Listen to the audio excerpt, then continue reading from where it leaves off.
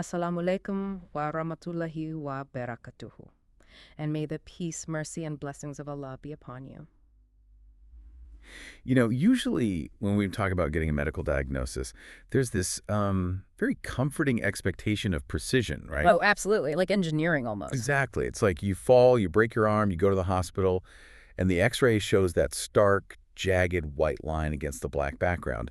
The doctor just points a pen at the screen and says, there it is. That's your problem. Right, because it's entirely binary in those physical situations. I mean, the bone is broken or the bone is intact.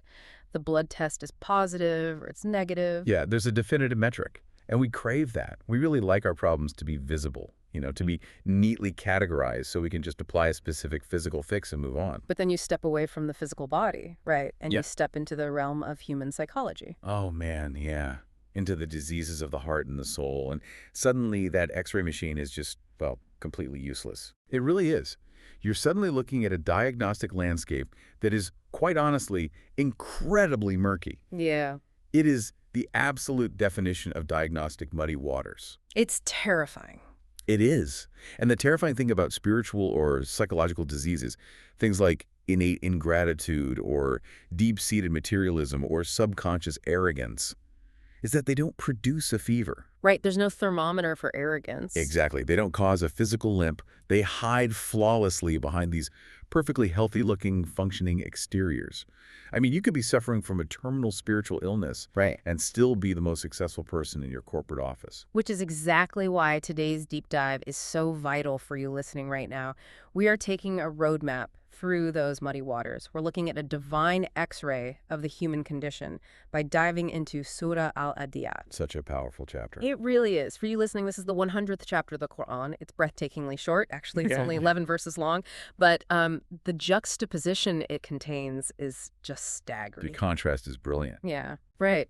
On one hand, you have this vivid, intense, highly cinematic depiction of a war horse plunging into battle. And then on the other hand, that image serves as this devastating mirror held up to the innate ingratitude of the human being. You're looking at the loyal beast versus the disloyal master. And the text doesn't just, state this contrast. It actually makes you feel it through the rhythm and the imagery. And our mission today is to meticulously unpack this chapter, verse by verse. We aren't just going to read it. We're going to explore the sheer linguistic artistry of the Arabic text, the hidden historical debates, and those profound psychological diagnoses it holds for you and me. It's going to be quite the journey. Definitely. We're bringing in the insights of monumental classical minds figures who lived centuries ago, alongside contemporary reflections. But before we look at the specific words, we have to look at its neighborhood in the Quran, right? Yeah, context is everything. Surah Al-Aadiyaat comes immediately after Surah Al-Zalzala. Now, if you're familiar with Al-Zalzal, you know it's entirely about the macro-apocalyptic shaking of the earth on the Day of Judgment.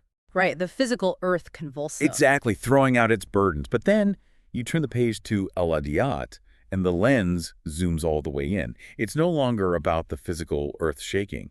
It's about the micro-level shaking of the human heart. Wow. Yeah, it diagnoses the exact granular spiritual diseases that lead a person to ultimate ruin when that final macro earthquake actually happens. I love that framing. It goes from the cosmic scale down to the deeply personal. Okay, let's unpack this historical mystery surrounding the Surah, because scholars actually debate the location and context of where these 11 verses were revealed. That debate is foundational, honestly. It fundamentally alters the interpretative paradigm we apply to the text.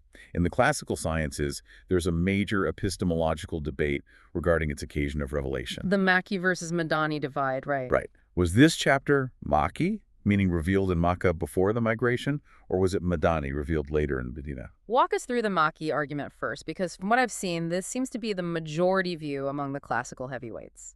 It is. The Makki paradigm is championed by early monumental figures like Abdullah ibn Masud and Al-Hasan al-Basri. And their evidence isn't necessarily a specific historical date. It's more about the style.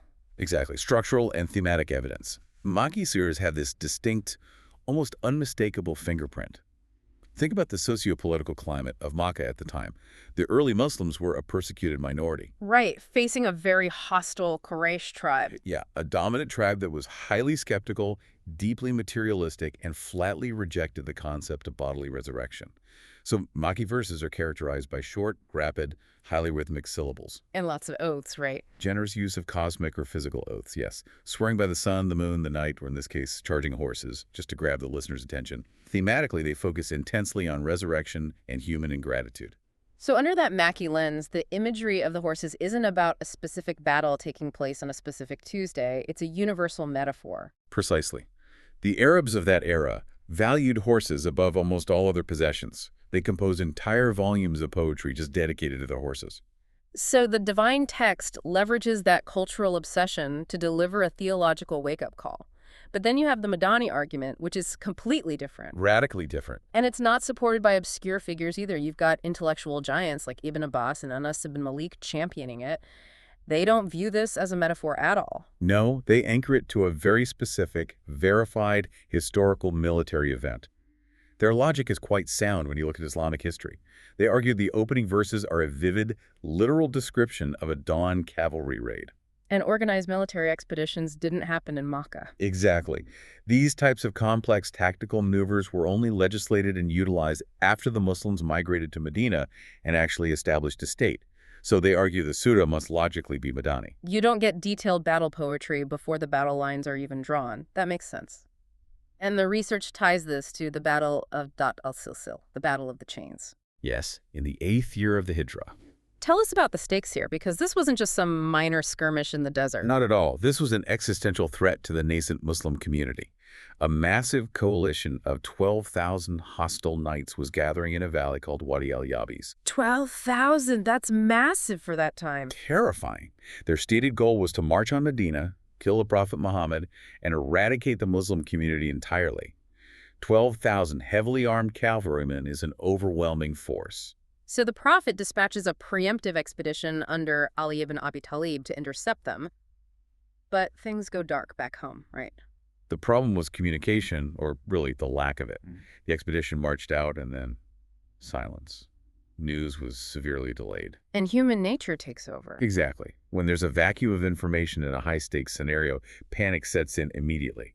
Medina wasn't a monolith. It had a faction known as the Munafiqun, the hypocrites. People who outwardly professed loyalty but secretly wanted the Muslims destroyed. Right. They seized upon the silence and waged intense psychological warfare. They started spreading devastating rumors through the markets that the entire Muslim cavalry had been ambushed and slaughtered. Man, I try to put myself in the shoes of a family sitting in Medina at that time. Your husband or son is out facing 12,000 men. You hear nothing for days. And then your neighbor whispers that they've all been wiped out. The psychological toll would be just unbearable. And according to proponents of the Madani view, Surah Al-Aadiyaat was revealed synchronously as a divine response to this very specific crisis. So while the rumors are spreading, these verses descend. Yes, detailing the exact successful tactical maneuvers of the Muslim cavalry. It served as divine confirmation from the unseen that not only were the Muslims alive, but they had executed a brilliant dawn raid and won. That is an incredible backstory. It turns the soda into a real-time divine news bulletin. But here's what I don't understand. I really need you to clarify this. Go ahead. If the battle is a verified historical event and the narrative fits the verses so perfectly, why do Orthodox scholars like Ibn Kathir reject the connection? Why do they default back to it being Maki? This touches on something truly unique to Islamic scholarship. The strict science of hadith authentication, known as Mustalah al-Hadith. In the Orthodox Sunni tradition, history isn't accepted just because a story sounds cool or fits neatly. It needs receipts. Exactly. A historical report is only as strong as its verifiable chain of human transmitters, the isnad. To understand this, we have to look at the work of scholars like Imam al-Dahabi. He was massive in the science of evaluating narrators, right? An encyclopedic titan. He applied incredibly stringent forensic criteria. When al-Dahabi examined the specific narrations that explicitly stated this surah was revealed because of that battle, he found critical flaws in the chains. So he rejected them. Yes, he categorized those specific links as munkar, meaning rejected or denied due to weakness. Rejected on what grounds, specifically, did someone lie? Not necessarily a deliberate lie, but the chains suffered from being munkaris, meaning disconnected. You had missing links. Someone quoting someone they couldn't possibly have met in their lifetime. Or the chain included transmitters known to have poor memories or who historically mixed up their chronologies. So while the battle itself is an accepted fact, the assertion that these verses were revealed in response to it lacks rigorous authentication. That level of intellectual rigor is just fascinating. They refuse to bend their academic standards just because a story makes for a great narrative. It preserves the integrity of the text, so the majority treat the intense imagery as a universal metaphor addressing the human condition. Well, this geographical debate actually bleeds into another massive textual contradiction. What animal is the Quran actually swearing by? We've been saying war horses, but there's a whole other camp. Yes, the great animal debate. It's one of the most fascinating interpretive divergences. The minority view, rooted in a debate between Ali ibn Abi Talib and Ibn Abbas, suggests it's not about horses at all. They argued it's talking about pilgrimage camels. Wait, hold on. I'm really struggling with this.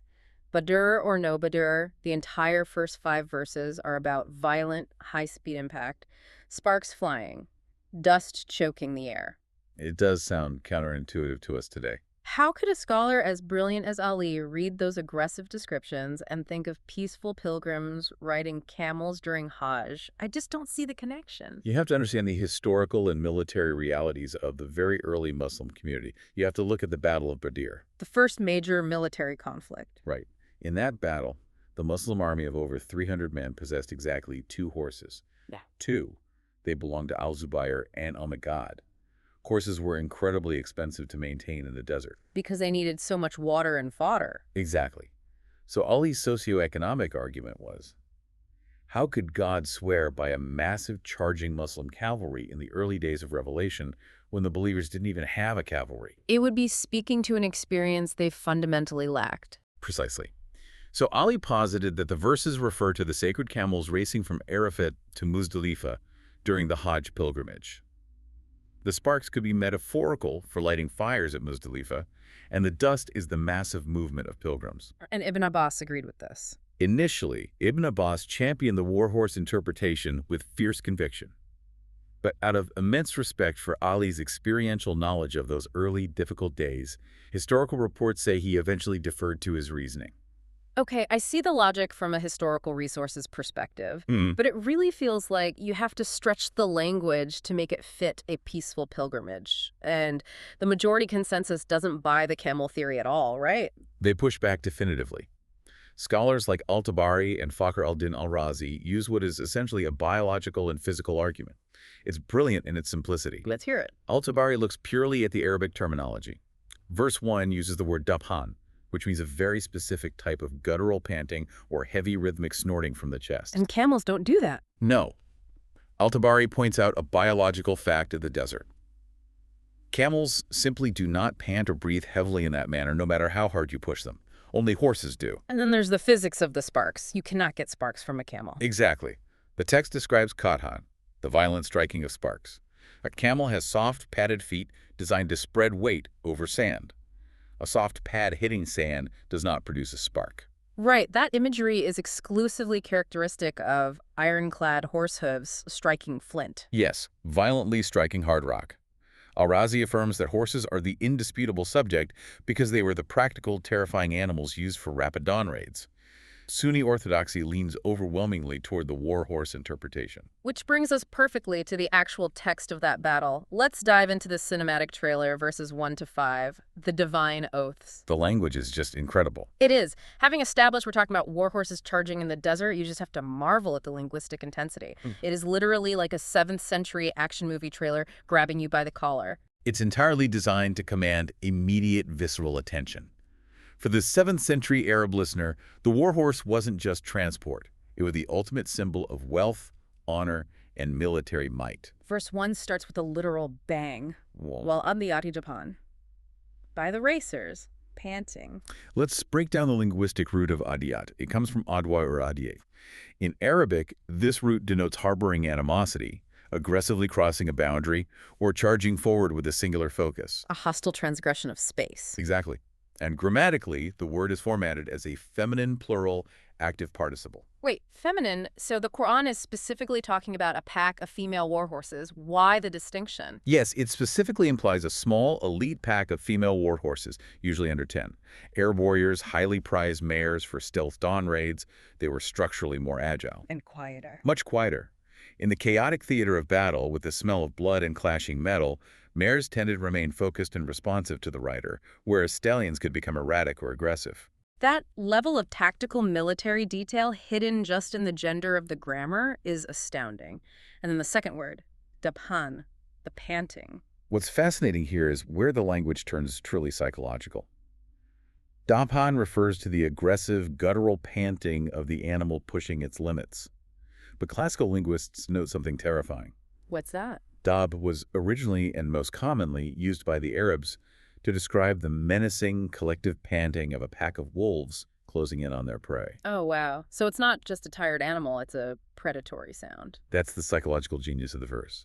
By applying a term intrinsically associated with wolves to horses, the Quran paints a horrifying auditory image. This isn't a horse running happily in a field. It's a cavalry pack racing toward its enemy with the absolute certainty of destruction. It is the sound of impending doom. Let's just sit with that image for a second. Imagine you are sitting in your tent in the desert, pitch black, and suddenly, over the horizon, you hear that collective, guttural Dob sound rapidly approaching. Pure terror. Absolute. But there is a life lesson here for the listener, beyond just historical warfare. It's about the power of singular focus. The war horse exhibits a dedication that borders on predatory. It isn't looking left or right. Exactly. It isn't stopping to graze. It's charging directly at the objective. The reflection for us today is, are you approaching your spiritual obligations, your life's purpose, with this unyielding, panting dedication? Or are you easily distracted by shiny objects in social media? It forces us to evaluate our own commitment, and the physical intensity only ramps up in verse 2. Fal Moriati Kutan, and the producers of sparks when striking. We have a deliberate linguistic shift here with the letter fe. Race. Usually fa means then or and, but in this specific grammatical construction, fe indicates an uninterrupted, immediate sequential action. There's no pause, bam, bam, bam. And moriat.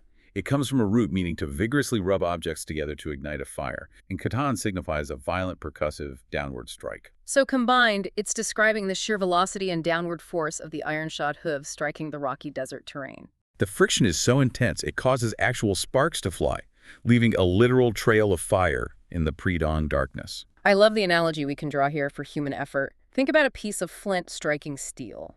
Human excellence requires the friction of hardship. Just as those hooves have to violently strike the rock to produce light, we have to endure the friction of discipline and struggle. Mediocrity doesn't leave a spark. Never. Comfort zones don't ignite fires. Only intense, dedicated struggle does. It's a profound rebuke of complacency. If you want to leave a legacy, you have to be willing to strike the rock. Then the sequence moves seamlessly to the senemal. Verse 3. Falmu Girati Subhan, and the chargers at dawn. The term igra implies a sudden, overwhelming ambush. Yes, a devastating ambush. Yeah. Not a slow siege. It's when the attacker hovers right on top of the enemy, unleashing total chaos before they even realize what's happening. And the timing Subhan at dawn is tactically critical. Because dawn provides the element of surprise, but there's a psychological twist. You aren't attacking in the pitch black. Exactly. Ibn Kathir notes the Prophet traditionally launched expeditions at dawn. He'd wait to hear the adhan, the call to prayer. If he heard it, the settlement was safe. If not, the raid commenced. But psychologically, attacking at dawn demonstrates ultimate fearlessness. If you attack at midnight, you're hiding like a thief. But at dawn, you're striking just as visibility returns. You want the enemy to open their eyes and fully see the faces of their doom. It's a statement of absolute dominance. Translating this to our modern lives, contemporary scholars like Yasir Qadhi and Omar Suleiman frequently discuss the baraka, the divine blessing placed in the early morning hours. The spiritual energy is unparalleled. It really is. Whether you are attacking worldly goals, studying for a degree, starting a business, or engaging in internal spiritual warfare against your bad habits, the most successful people do it at dawn. You have to ambush your day. You have to beat the sun. A highly practical application. And the cinematic action culminates in verses 4 and 5. Fahatarnam bihi nakwan, stirring up clouds of dust. And falasatna bihi jaman, arriving in the center collectively. Sayyid Qutb points out something beautiful about the structure here in his exegesis. Yes, in Fizilal al-Quran, he notes the grammar abruptly shifts from nouns and active participles directly into past tense verbs. Why does a shift from nouns to verbs matter to the listener? Because verbs elevate the tempo. They dictate finality and explosive action. Atharna means to violently stir up the earth, And Naquan refers to the thick, suffocating trail of dust left by fast movement. The phonetic rhythm actually mimics the galloping, The right? Quran highlights exactly that. Hmm. The syllables themselves mimic the heavy, syncopated pounding of the horses. It creates an atmospheric tension that totally engulfs the listener. You can almost feel the grit in your teeth. Because the dust obscures everything, it represents the blinding chaos of combat. You can't see the horizon, you just hear screams and pounding hooves, total sensory overload. But look at the incredible action in verse 5. Right. Despite the blinding dust, despite arrows flying, they plunge to the absolute center of the enemy camp, Wasatna. They don't flank the edges or flinch out of self-preservation. They arrive collectively, Jamin. They operate as a single, unified organism driven solely by the writer's command, ignoring their own survival instincts entirely. And the life lesson here is endurance through the fog of war. The dust represents the chaos of our lives. Whether you're fighting a mental health battle, advocating for justice, or raising a family in a hostile society, there will be dust storms. Periods where you are suffocated by doubt. Exactly. The lesson is that the believer must continue to ride through the dust. You trust the guidance of your master, and you plunge right into the center of the difficulty. You do not retreat. It's powerful. It is. Here's where it gets really interesting, though. If the beast is this absolute paragon of loyalty, we have to ask the theological why. Why does the Lord of the Throne swear a majestic oath by a sweaty, panting animal? That is the pivotal question. Fakhr al-Din al-Razi answers this in his exegesis, Mafati al-Kaib. He extracts a philosophical parody that is just devastating to the human ego. Oh man, it really is. Al-Razi points out a fundamental reality. The horse is an animal devoid of higher intellect. It doesn't possess moral reasoning or the promise of an afterlife. Yet it exhibits unparalleled loyalty to its human master. And let's look at what the master actually gives the horse in return. Relatively nothing. A few handfuls of oats, dirty water from a well, a rudimentary patch of shade, meager baseline provision purely for physical maintenance. But for those oats, the horse willingly plunges into a cloud of spears, fully prepared to sacrifice its life at the slight pull of the reins. Yes. So, bringing this directly to you, the listener, think deeply about your relationship with the divine. God gives you an advanced intellect, the literal breath of life, daily sustenance, love, and the promise of eternal paradise. The provisions are infinite. Infinite endowments. Yet, how do we behave? We constantly complain. We rebel. The devastating irony is that the unthinking beast flawlessly obeys for a handful of oats, while the highly intellectual human arrogantly disobeys despite infinite blessings. It is a crushing indictment. The animal inherently knows its obligations. Man deliberately ignores his. And the crushing weight of al-Razi's synthesis forces us to look at the Surah's sudden, jarring shift in tone. Verse 6 hits like a ton of bricks. The cinematic poetry ends abruptly, and we move to the spiritual pathology of the human. Innal insana li rabbihi lakanud. Indeed, mankind to his Lord is ungrateful. We really have to define this word, kanud. It is critical to understand that this is not your standard word for ingratitude. Right. Usually that's kufr or juhud. Yes, kanud is a highly specific, intensive psychological form of ingratitude. Al-Qutubi quotes Al-Hassan al-Basri, who defines it beautifully and tragically. What does he say? He says, the kanud is the one who obsessively counts the calamities that befall him, and he completely forgets all his favors. Wow. He counts the calamities and forgets the favors. That hits uncomfortably close to home. It does, because it describes human nature so accurately. The linguistic root implies severing. A kanud literally severs his spiritual relationship with his creator because his vision is tunneled on his deprivations. Blind to his massive endowments. And Ibn Qayyim analyzes this in Madarij al-Salikin, right? Brilliantly. He explains the soul is predisposed to this ingratitude unless actively purified. He uses the metaphor of rust. Heedlessness coats the spiritual heart, blocking its ability to perceive divine blessings. Living only the perception of pain. And Ibn Taymiyyah views this as a fundamental breach of core theology. A breach of Tawhid al-Rububiyyah, the oneness of God's lordship.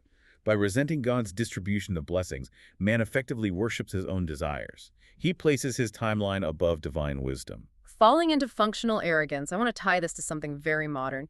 Is this essentially what psychology calls the negativity bias? Oh, absolutely. The idea that we're hardwired to remember one insult from a coworker and forget 100 compliments. We agonize over a 3-day flu, but ignore 3 years of perfect health. That is exactly what it is. Ugh. Fascinating how ancient spiritual texts and modern psychology diagnose the exact same flaw.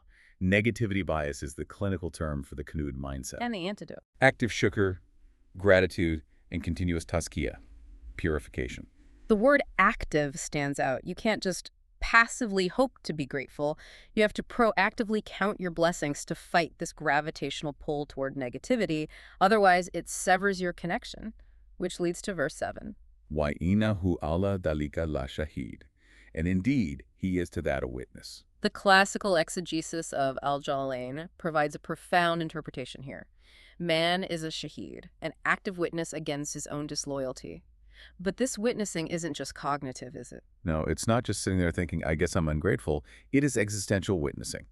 Break that down for us. What does existential witnessing mean? It means that through his daily actions, his constant verbal complaints, his unethical hoarding, man physically testifies against his own soul. The tragic irony is he uses physical blessings to commit acts of disobedience. Like using the gift of eyesight to look at forbidden things. Exactly. Using vocal cords to backbite and lie. Using intellect and wealth to engage in corruption.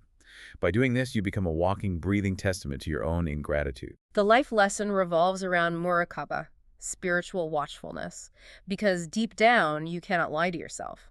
You might fool your friends or curate a perfect image online, but your actions testify against you in the court of your conscience. You become the primary, irrefutable witness against your own salvation. And that leads directly to diagnosing the root cause in verse 8. Why nahu lihubul kairi la shadid. And indeed he is, in love of wealth, intense.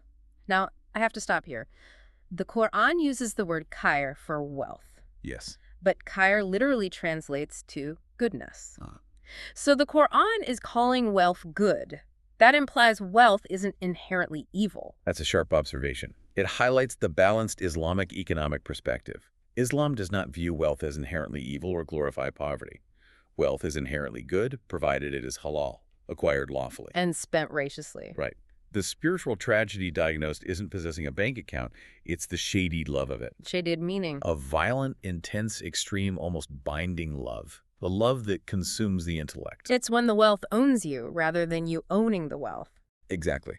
The great Hanbali scholar Ibn Rajab masterfully dissects this. He brings in a profound analogy from the Prophet Muhammad, comparing the unchecked craving for wealth to two starving wolves let loose in a defenseless flock of sheep. Let's paint that picture. Two starving wolves trapped with defenseless sheep. Wouldn't just be feeding. Total carnage. Blood. Panic. Total devastation. But Ibn Rajab explains, the physical damage those wolves inflict is actually less destructive than the invisible spiritual damage the intense love of wealth inflicts on a person's deen, their religion. Wow. An intense love for material gain inevitably leads to shu, aggressive avarice, and bukhal, extreme miserliness. It destroys patience. It makes you compromise ethics for a promotion. It silently massacres your soul. While your bank account grows, and Al-Razi adds another layer. Right. He notes, man views wealth as the ultimate shield against harm. If I have money, I won't get sick or be homeless. So man transfers his tawakkul, his ultimate trust, from God to his investment portfolio. Giving wealth an attribute of salvation that belongs to the divine. Because he intensely loves wealth, in verse 8, he becomes fundamentally ungrateful in verse 6. The logic flows backwards perfectly. He really does. The life lesson is the true meaning of zuhd, asceticism. It doesn't mean being broke. It means holding wealth firmly in your hand, but refusing to let it enter your heart. Use it to build hospitals, give charity, but the second it seeps into your chest, it chokes your faith. And because humanity is so hypnotized by this love of wealth, a gentle reminder isn't enough.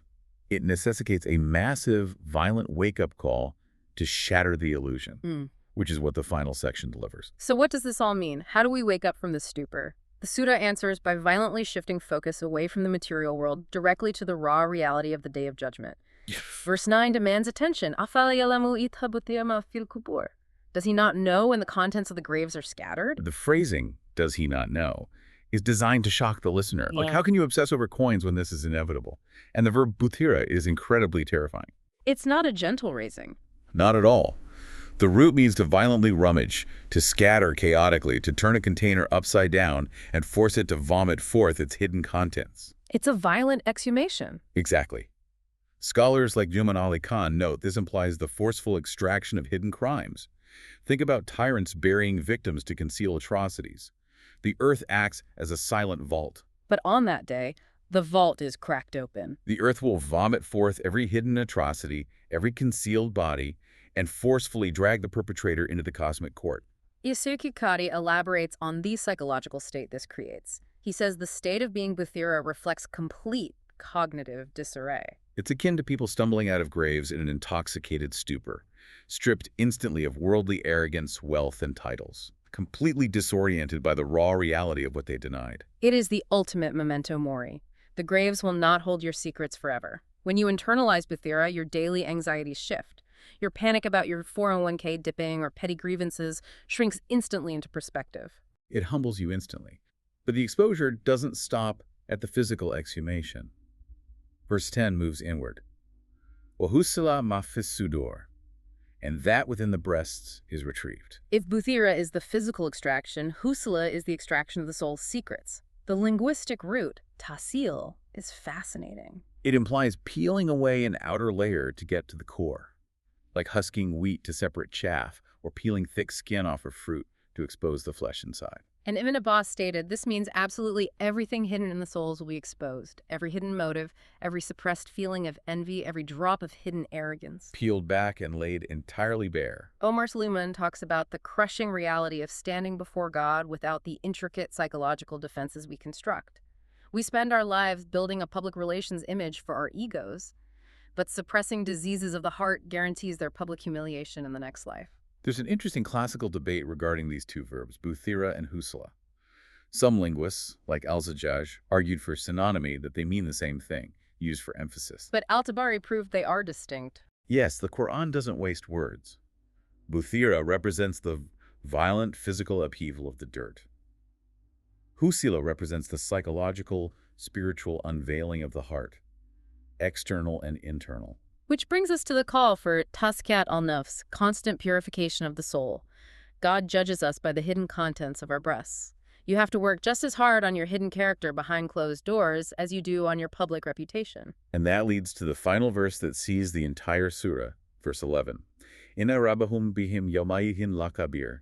Indeed, their Lord with them on that day is acquainted. The choice of the divine name is critical. It uses al-kabir. It doesn't use al-alim, the more common word for all-knowing. That distinction is the linchpin. Al-alim means general, encompassing knowledge. Kabir denotes an intimate, profound, microscopic, forensic awareness of reality. Knowing the deep history and buried motives.